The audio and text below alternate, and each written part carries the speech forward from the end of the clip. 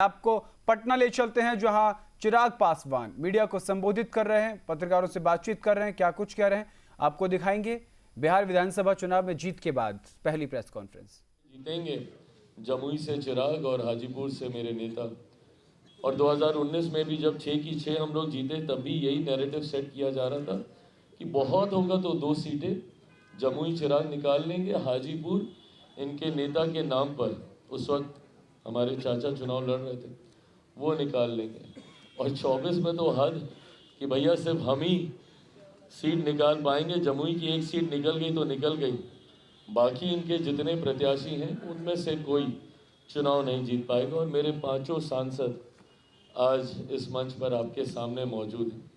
बहरहाल मैं exit poll को मैं दोष नहीं देता, मैं दोष उन लोगों को देता हूं जो ये नैरेटिव सेट करने का प्रयास करते हैं बार बार कि गठबंधन में दरार है, चिराग पासवान मुख्यमंत्री जी के बीच में दरार, लोजपा जदयू।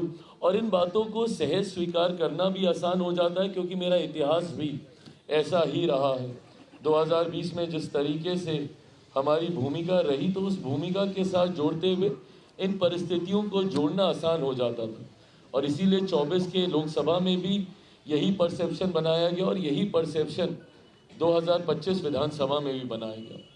पर मुझे खुशी है आज कि जिस तरीके से तमाम बातों को ध्वस्त करते हुए एनडीए का प्रदर्शन रहा और जिस तरीके से विपक्ष के तमाम नेताओं की बातें, उनका भ्रम फैलाना, उनका फॉल्स नैरेटिव सेट करना सिर्फ बातें बनकर रह गया। और जो बातें मैंने निरंतरता में कही थी, राजनीति का विद्यार्थी हूँ, बीइंग स्टूडेंट ऑफ पॉलिटिक्स, मैं भी अध्ययन करता हूँ, पढ़ता रहता हूँ निरंतरता में। सेफोलॉजिस्ट नहीं हूँ, बट आंकड़ों को पढ़ता हूँ, आंकड़ों पे काम करता हूँ। और इसीलिए मेरा विश्वास हर बार गहराता है कि भैया इतना तो हम जीतेंगे ही जीतेंगे। और वो विश्वास जो मैं आप लोगों से संवाद के दौरान भी रखता हूँ, वो आता ही इन बातों को लेकर है क्योंकि मैंने उन आंकड़ों पे काम किया होता है। मैंने बार बार 2020 से इस बात को कहा, जब ये बात कही जा रही थी कि भैया राजद इतनी बड़ी पार्टी, राजद इतनी बड़ी पार्टी, उस वक्त के नेता प्रतिपक्ष, अब आज की तारीख में कौन होंगे कैसे होंगे नहीं पता, बट उस वक्त के नेता प्रतिपक्ष कि भैया वो एकदम मुख्यमंत्री बनने के समीप थे, बन ही गए थे, शपथ होने वाली थी। मैंने तब भी ये कहा था कि बिहार की जनता ने कभी भी उनको चुनने के लिए वोट नहीं दिया है।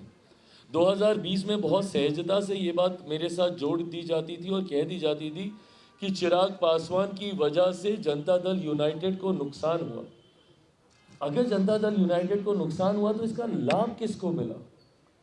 उसका लाभ सीधा सीधा राजद को मिला था। राजद को भी उस वक्त बड़ी पार्टी चुनने का जनादेश नहीं था क्योंकि उस वक्त एक डिवाइडेड एनडीए था। इसका लाभ परिस्थितिवश राजद को मिल गया था।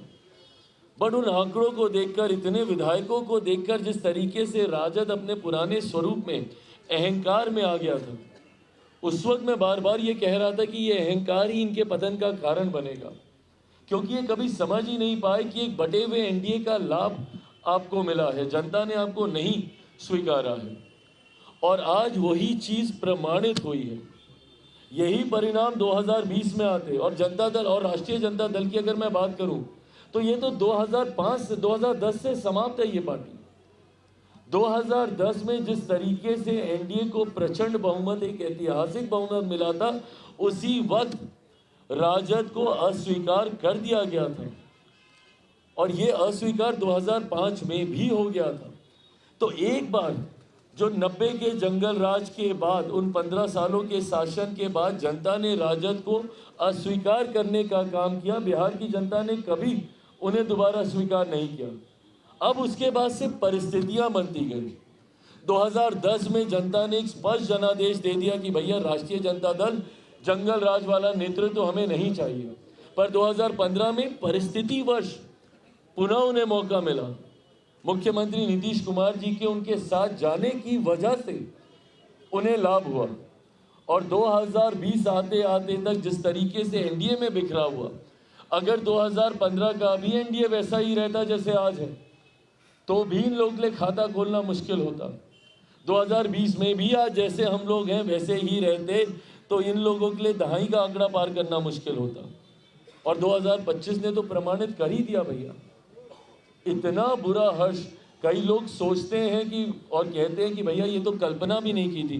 बिल्कुल कल्पना की थी, मैंने कल्पना की थी। और मैं बार बार आप लोगों से बातचीत के दौरान इस बात को मैं कहता रहा था और मैं कह रहा था कि भैया अगर हम लोग यूनाइटेड तौर पर चुनाव लड़ लेंगे तो कोई कारण नहीं है कि राष्ट्रीय जनता दल या महागठबंधन अस्तित्व में भी आ सके। और इस बार जिस तरीके से इनकी बुरी करारी हार हुई है, ये दर्शाता है कि जिस तरीके से महागठबंधन राष्ट्रीय जनता दल को बिहार की जनता आज से नहीं दशकों से नकार चुकी है, पिछले 20 साल से नकार चुकी है। ये सिर्फ एक भ्रम बना हुआ है। और इस बार तो भ्रम यहाँ तक टूटा कि जिस MY समीकरण की ये लोग बात करते थे, इस बार तो वो MY समीकरण तक ध्वस्त हुआ है।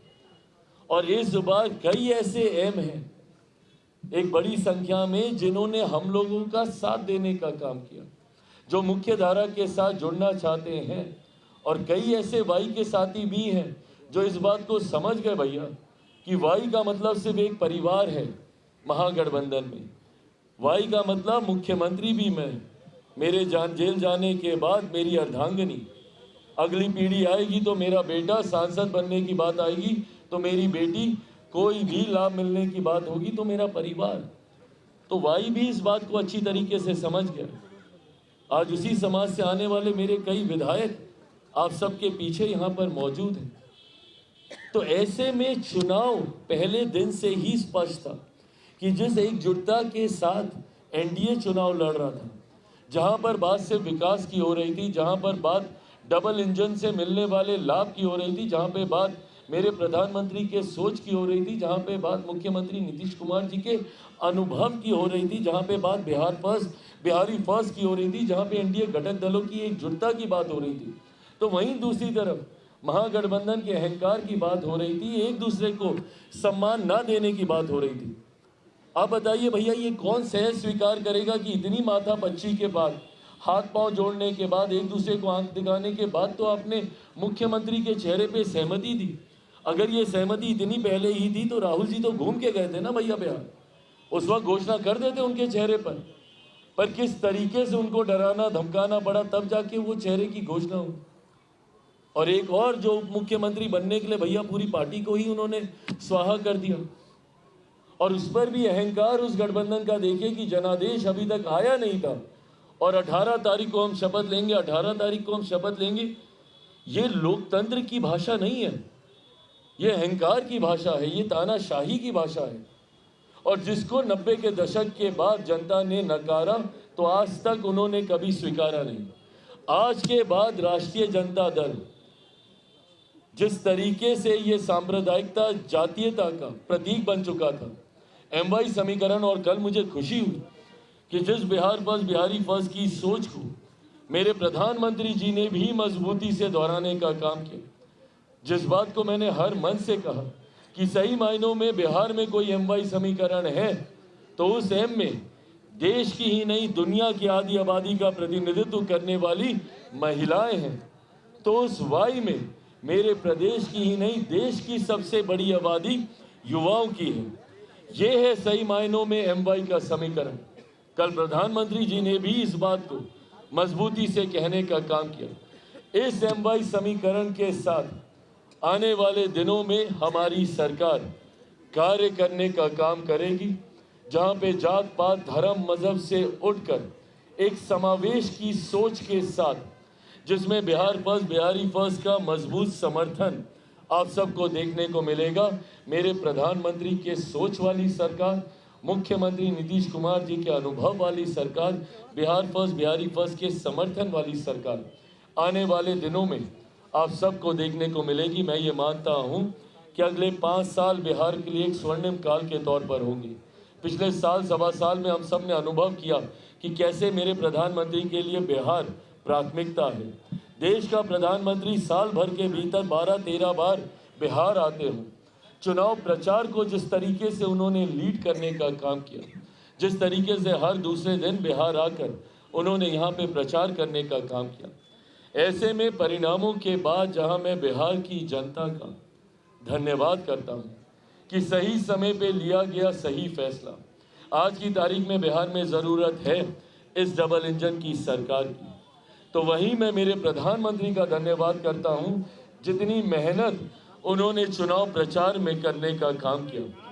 हर दूसरे दिन बिहार आकर जिस तरीके से उन्होंने बिहारियों में ये विश्वास दिलाने का काम किया, चुनाव से पहले भी जिस तरीके से निरंतरता में बिहार आकर लाखों करोड़ों की परियोजनाओं को बिहारियों के लिए समर्पित करने का काम किया, न सिर्फ शुभारंभ किया बल्कि उद्घाटन कर बिहारियों को उन योजनाओं को समर्पित करने का काम किया। तो आप सुन रहे थे एलजेपीआर के मुखिया चिराग पासवान, केंद्रीय मंत्री हैं और साफ तौर पर बिहार में हुई उनकी पार्टी की बम्पर जीत को लेकर के वो आश्वस्त थे। वो साफ तौर पर नैरेटिव सेट करने वालों को एक संदेश देते हुए नजर आए कि जो लोग नैरेटिव सेट करते हैं इसका कोई आधार नहीं होता है।